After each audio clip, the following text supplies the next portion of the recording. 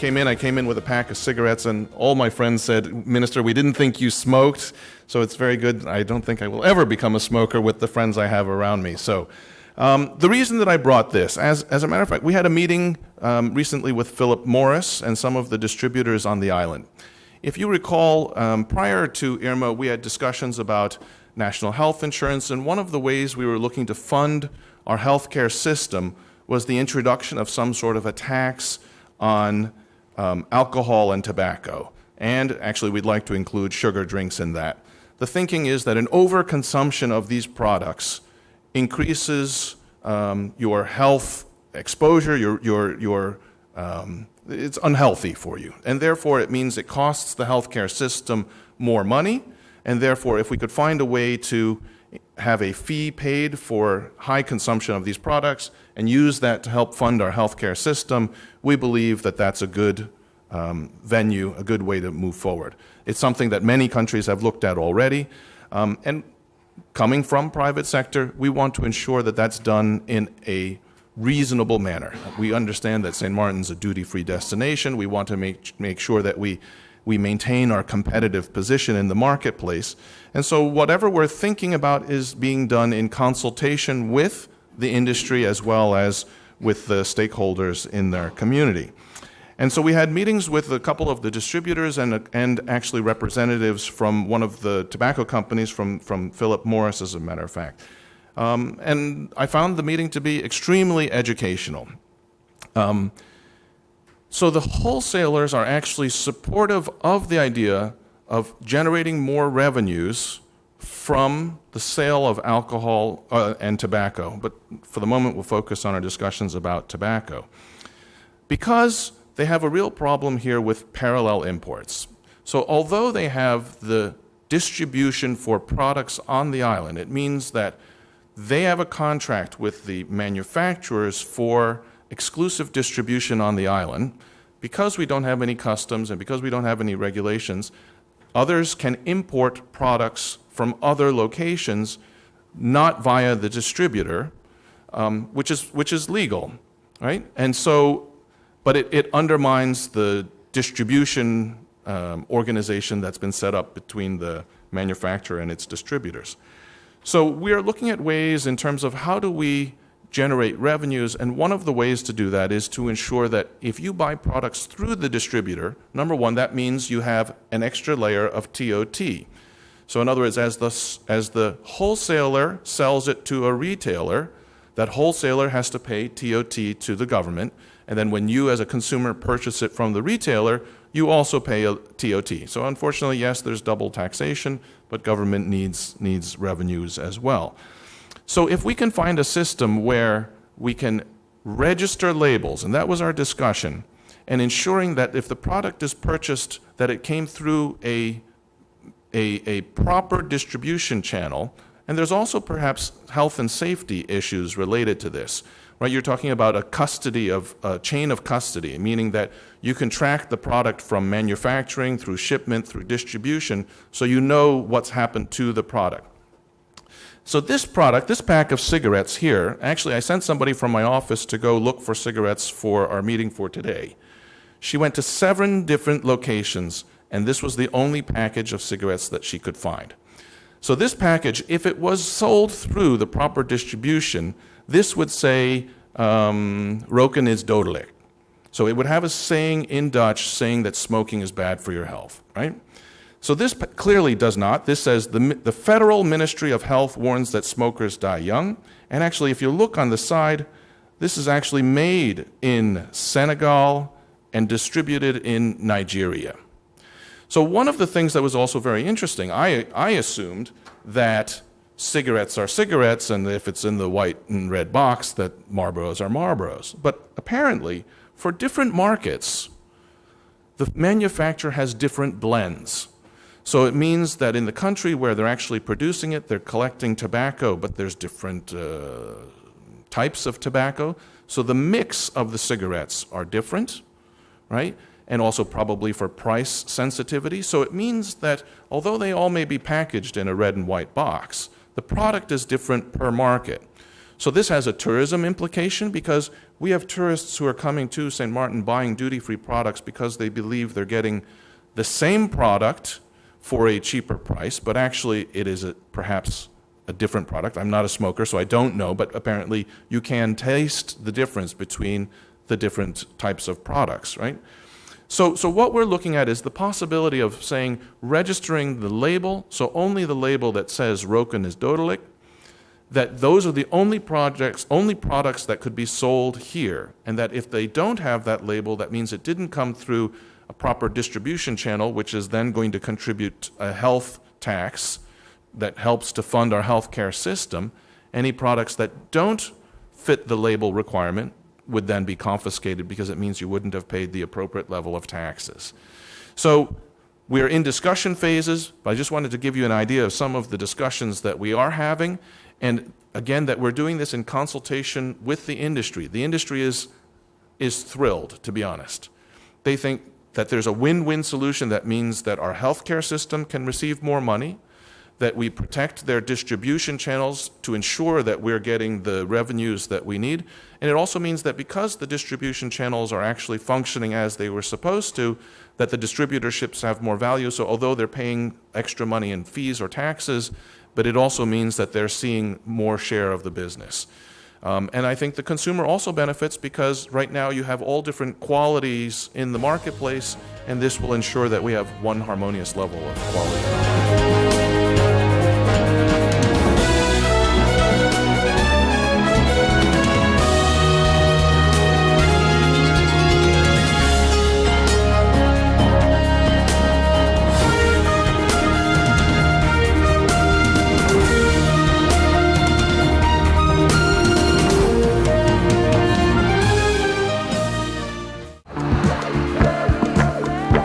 Hi, I'm Fernando Clark. And I'm Sherlyn Clark. And we invite you to St. Martin's first ever father and son comedy show called It's a Family Affair. On Sunday, June 3rd, under the tent at Port of Plaisance. Starting at 7 p.m. sharp. Gates open at 6 p.m.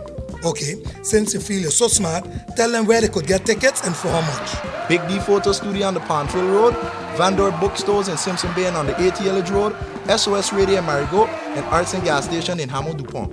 And for how much? Only $30. So come out on June 3rd under the tent at Port of Plaisance to see me in action. To see you? No, they're coming to see me. Okay then, come out to see both of us. And bring the whole family. Because it's a family affair.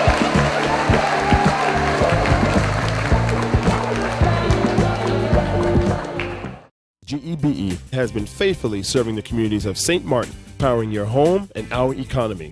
Come rain or shine, our qualified team of professionals are working hard 24 hours a day to provide you and your family with safe, reliable electricity and water. We use the latest technologies and test our products daily to maintain the highest international standards. Our friendly staff is always there to assist you, whether in person, over the phone, or online. We are committed to constantly improving our products and services, making them more efficient, effective, and environmentally friendly to serve you better today and our next generation of clients tomorrow. GEBE, powering a brighter future. Our friend Megawati is here with tips to save you energy. 1. Turn your airco temperature up. 2. Use a ceiling fan instead. 3. Buy energy-saving products. Save some green with NVGEBE.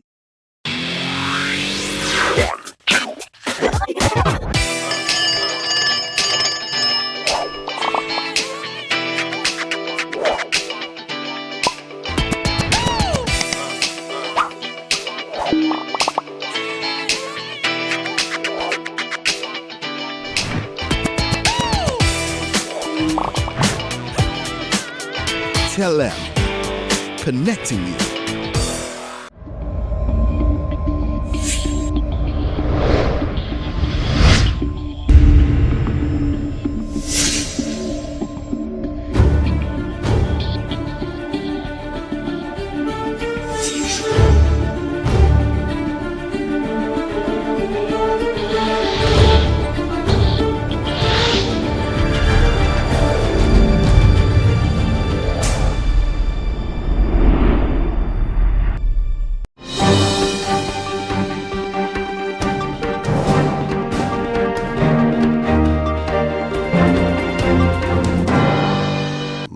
Budget 2019. The process has now started. We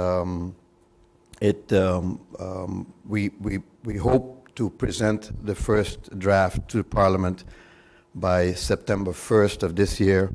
The budget planning is now being made, and we want to try to be proactive and try to be on time and try to be in accordance with the applicable laws. So know that within the organization, the process of Budget 2019 has now been started. Financial reports, the financial report of the year 2013 and year 2014 and year 2015 should be ready to get to be on the agenda of the Council of Ministers by the 26th of June. If we will attempt to make that happen. If that happens, then the financial statements of 13 and 14 will then be ready to go to Parliament, and the financial statement of 2015 will then be ready to go to the Council of Advice for its process over there. Regarding financial statements 2016, we're also working on those. The first draft should be out to the ministries has been sent out right now, and by July 15th, we hope to have the first draft of the financial statement 2016 on the agenda of the Council of Ministers for this year.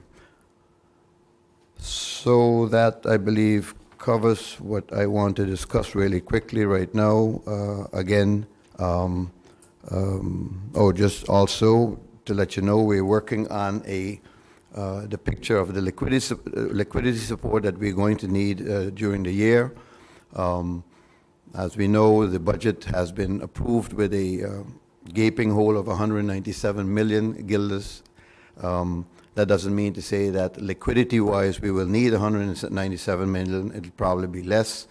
We see some better results for the beginning of the year already, where we seem to have a slight improvement over what we expected for income to government, and we've managed to reduce some expenses to such an extent that the expenditure side has come in lower up to now than was predicted. So liquidity-wise, we may need less than what we anticipated, and the way we work in that is as liquidity support will have to come from the Kingdom, from Holland, in the form of whatever loans or grants. We don't expect grants. We would like to see them as grants, but at least loans. And the way we're going to approach is, instead of asking for one big amount, we're going to try to do that on a quarterly basis. We will be reporting on a monthly basis in accordance with the conditions that were set by the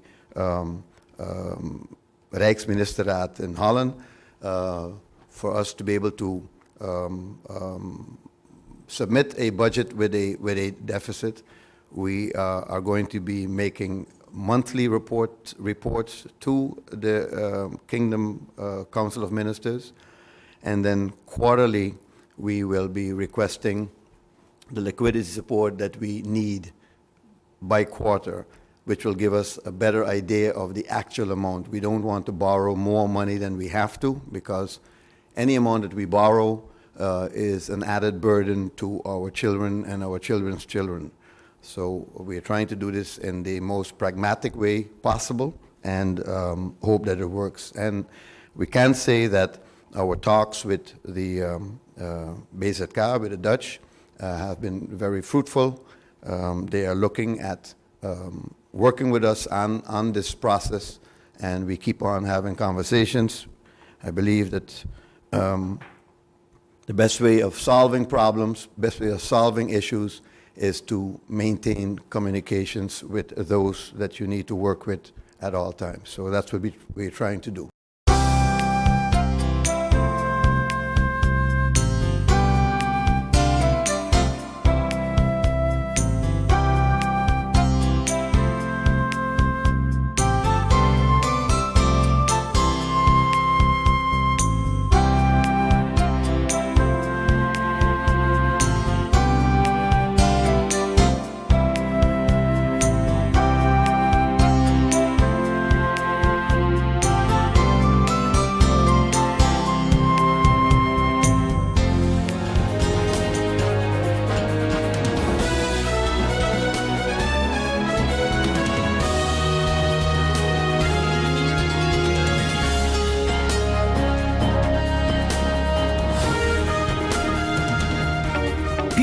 across St. Martin are switching to a more rewarding experience.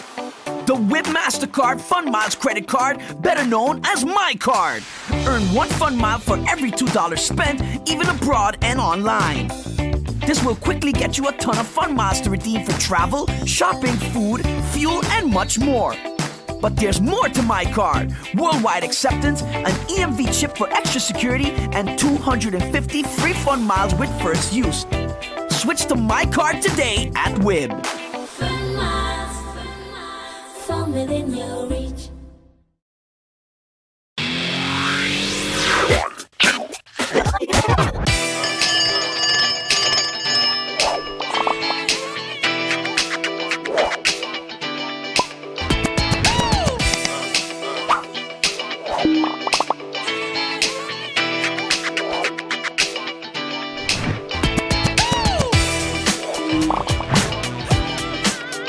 Tell them. Connecting you. Hello, St. Martin. My name is Jose Helaga and I play basketball. I have organized basketball events in St. Martin. Sport matters to me because it makes everybody come together in unity. So I challenge the businesses community to step up for sports and help us rebuild and repair our facility.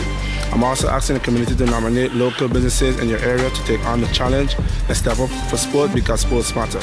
Check out the Department of Sports SXM Facebook page for more information. Hashtag Sport Matter, hashtag Are You In?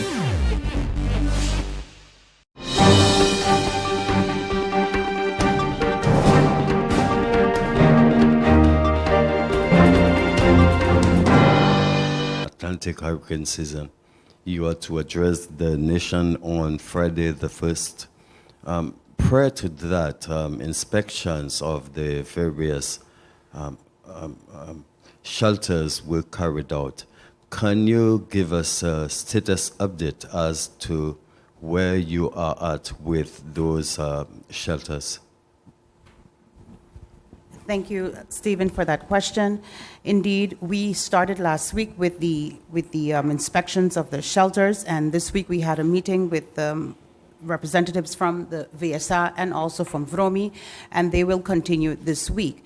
Note that we're also looking for additional places that can be considered shelters, and within short we will give that information. But what I can also report is that we will also be getting assistance from the World Bank, from an expert that can assist us in shelter management, but the technical part in ensuring that shelters are safe. Because if you can imagine, VROMI is one department and they are, they're quite stretched. That's the word I'm looking for. They're quite stretched. So we're looking for extra assistance to help us with such so that the process can go further, move faster. And also, last week I had a question from Lyndon Brown as it relates to the training of persons who do not completely qualify for those positions. And the response basically is that in this process, as it relates to the National Recovery Bureau, persons who are not qualified will not be trained. The Bureau is for a specific time span, and indeed we are looking for, or they are looking for, because I have nothing to do with that process, but they are looking for qualified persons to ensure that the projects that need to be implemented within short, with the 470 million euros that will be allocated to us, is spent within a specific time frame, so there will be no time for training. Is your concern that you can answer, or the Prime Minister, the wells that are here in St. Martin, did the government look into these wells to at least have them ready? Have them ready for water consumption? A lot of them still have water, but they're not hygienic enough. I'm afraid that as Minister of Finance, I have not gotten into the quality of water of our wells, but maybe our Minister of VSA or the Prime Minister may have some ideas. But yes, it's a good place to start to take a look at where we can get potable water for our people. Thank you. Thank you for that question. Indeed, in the disaster conference, that issue came up, and one of the statements were finally, or some people actually started remembering that we have wells on the island. And one of the things that was discussed is protecting the wells to ensure that adequate water can be distributed amongst the community within a specific time period. And I'm sure that within short, and making sure, they're not going to use that for drinking water, but I'm sure in collaboration with the VSA department responsible for health, we will look into that specific matter as it relates to how we will treat that water. Of course, GB will be part of it as well. So the idea of the conference was to identify specific things that were probably overlooked in the past, and the wells are of priority because that also was an issue that came up in the last conference.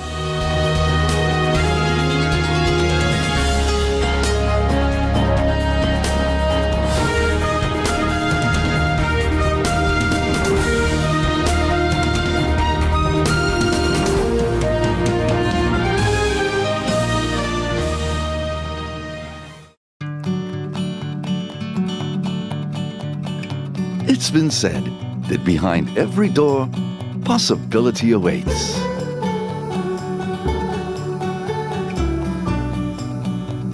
How much possibility depends on which door you open first. Every day, we help our customers discover the possibilities in their lives. It all starts with a conversation. Scotiabank. Discover what's possible. Hi, what's up, St. Martin? My name is Rene Leverett, and I play baseball. And I've represented St. Martin in numerous international tournaments and professionally around the world. Sports matters to me because it reveals and develops character. So I challenge the business community to step up for sports and help us rebuild and repair our facilities. I also ask the community to nominate local businesses in your area to take the challenge and step up for sports. Because hashtag sports matters, hashtag are you in? Sherlon, what are you doing? Oh, just sending my friends a tweet to come to the show to see me. To see you? They ain't coming to see you, they come to see me. But by the way, what's that tweet? I'm just sending them a message to come to the show. It's a family affair, a father and son comedy show featuring the philosopher of humor Fernando Clark and his son, the rising star Sherlon Clark, in the first ever pre-Father's Day comedy show on Sunday, June 3rd, under the tent at the Porta Plaisance, starting at 7 p.m. sharp, gates open at 6 p.m. Tickets are available at the Vandor bookstores in Simpson Bay and at the 80 Illich Road, Big D Photo Studio on the Pondfield Road, and SOS Radio in Marigot for $30. Bring the whole family because it's a family affair. Daddy, what are you doing? Sending my friends a tweet too so that they could come to the show. Daddy, you can't. Just give me their numbers and I'm gonna send them a message, alright? And tell them bring the daddy and the mommy and grandpa and granny and nenen and godfather. Tell them bring the whole family because it's a family affair. Alright.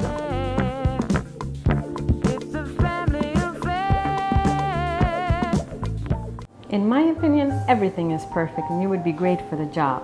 But I see here that there's a 2-year gap in your resume. What did you do? I was hospitalized for mental illness. Oh, mental illness?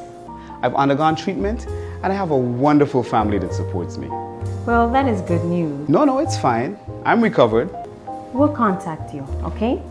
For a better understanding of mental health and what you can do to stop mental health stigma, please go to the Mental Health Foundation's website at www.mhf-sxm.com.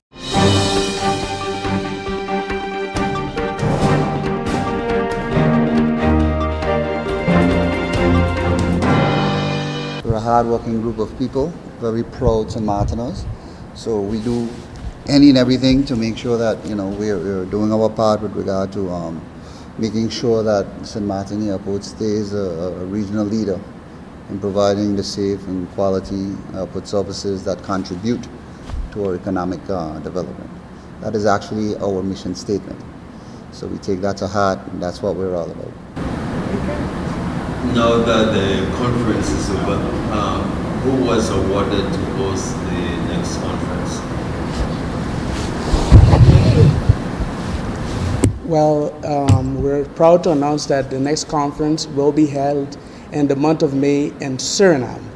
And we look forward to that, seeing that our current chairman is also from Suriname, he is ready to host us for next year in 2019. To Deshaun about the progress of the building, we are definitely on schedule. There have been certain setbacks here and there as far as what we're waiting for. It's no secret with insurance and so forth. But the managing board and the supervisory board of directors are doing everything that they have to do to ensure that we get where we have to go. The team, for sure, and when I say team, I love to use that word, are even partners.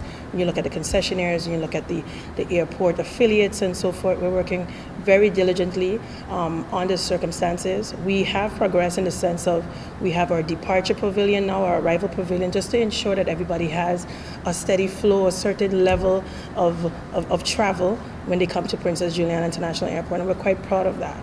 And the team that you don't see sitting here, right now is working tirelessly to ensure that the traveling passengers, feel up to par when they do travel. So I think we have progressed. Using avenues like the media, like yourself, we want the correct information to get out there. Like my colleague said, Jonathan, there's a lot of time, a lot of bad press gets out there because you don't know. So we've been working very tirelessly to make sure that the communication efforts are at a certain level so that the right information gets out there, because it does affect us all and it affects tourism when it is the wrong information. So thank you as well for being here.